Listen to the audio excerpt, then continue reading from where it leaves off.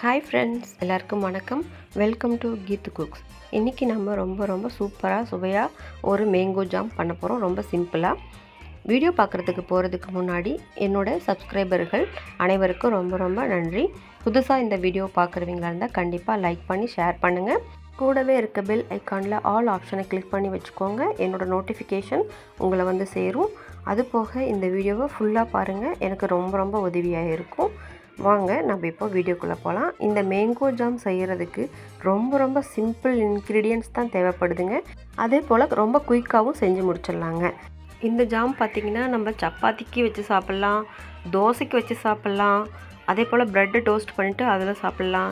கடையில் கெமிக்கலோடு வாங்குகிற ஜாமுக்கு நாம் இந்த மாதிரி வீட்லேயே சுலபமாக ரொம்ப ஈஸியாக செஞ்சு முடிச்சிடலாம். இதை நம்ம ஹெல்த்தியாகவும் யூஸ் பண்ணிக்கலாம். வாங்க இப்போ நம்ம வீடியோக்குள்ளே போகலாம். ஊறுகாய் போட மாங்காய் வாங்கி அது மாம்பழமாக மாறிடுச்சிங்க. ஸோ அந்த ஒரு மாங்காவை வேஸ்ட் பண்ண விரும்பாமல் நம்ம ஜாம் போட ஆரம்பிச்சிடலாம். அந்த மாங்காவை நம்ம தோல் சீவிட்டு குட்டி பீசஸாக கட் பண்ணிக்கலாங்க.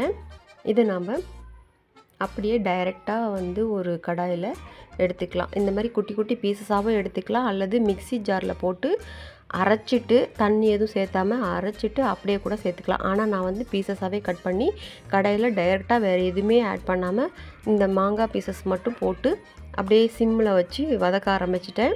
அதில் இருக்க தண்ணியே விட்டு அப்படியே குழலான்னு ஆகி அதுவே வந்து வேக ஆரம்பித்தாச்சு. ஒரு 5 நிமிஷத்துலேயே பார்த்திங்கன்னா நல்லா மெல்ட் ஆகி இப்படி ஃபைனாக குழலான்னு வந்துருச்சுங்க. இப்போ இந்த ஸ்டேஜில் நம்ம வந்து நல்லாவே வெந்து வந்ததுக்கப்புறம் அந்த பச்சை மாங்காய் ஸ்மெல்லாம் போனதுக்கப்புறம் ஒரு 100 கிராம் அளவுக்கு சர்க்கரை சேர்த்துருக்கேன். சர்க்கரை சேர்த்த பிறகு பார்த்திங்கன்னா ரொம்பவே கொஞ்சமாக தண்ணி விட்டு கலந்தோம்னா எப்படி இருக்கும் அந்த மாதிரி கலந்து மெல்ட் ஆகி தண்ணி கலந்த மாதிரி இருந்தது. இதில் இன்னுமே நல்லா வெந்து அந்த கட்டியாக இருக்கிறதெல்லாம் வந்து இந்த கரண்டிலே நல்லா கரைச்சி ஸ்மாஷ் பண்ணி விட்டுட்டேன். நல்லா மெல்ட் ஆகி சூப்பராக ஒரு டைட் கன்சிஸ்டன்சிக்கு அப்படியே வர ஆரம்பிச்சிச்சுங்க. ஒரு 20 மினிட்ஸ்க்குள்ளே வந்து இந்த ஜாம் ரெடி ஆகிடுச்சு. பார்த்திங்கன்னா இப்போது நல்லா முட்டையாக விட்டு ஓரத்தில் அந்த ஒரு எண்ணெய் பிசுப்பு மாதிரி இருக்கும் இல்லையா, அந்த மாதிரி வர ஆரம்பித்தாச்சு. அது ஜாமோட பதத்துக்கு வந்தாச்சு. அது கொதித்து தண்ணியெல்லாம் சுண்டி அப்படியே மினுன்னு சூப்பராக வந்தாச்சு. இப்போ கெட்டியாக இந்த கன்சிஸ்டன்சி தான் கரெக்டு. கெட்டியாக வர ஆரம்பித்தாச்சு. இப்போ ஒரு 2 நிமிஷம் போல் நல்லாவே வந்து ஃப்ளேம் அதிகப்படுத்திட்டு 2 நிமிஷம் கழிச்சதுக்கப்புறம் ஸ்லோ பண்ணிவிட்டு மறுபடியும் விட்டோம்னா அப்படியே பிசுப்பாக ஒரு மாதிரி ஜெல் மாதிரி கிடச்சிரும்.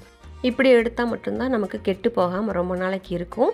இந்த பதத்தில் எடுத்து நம்ம ஆற வச்சுட்டு ஒரு பாட்டிலில் ஸ்டோர் பண்ணி வச்சுக்கலாங்க. இது வந்து நம்ம சப்பாத்தி, இட்லி, தோசை, ப்ரெட்டு எல்லாத்துக்குமே மேட்ச் பண்ணி சாப்பிட்லாம். அவ்வளோ சூப்பராக இருக்குது.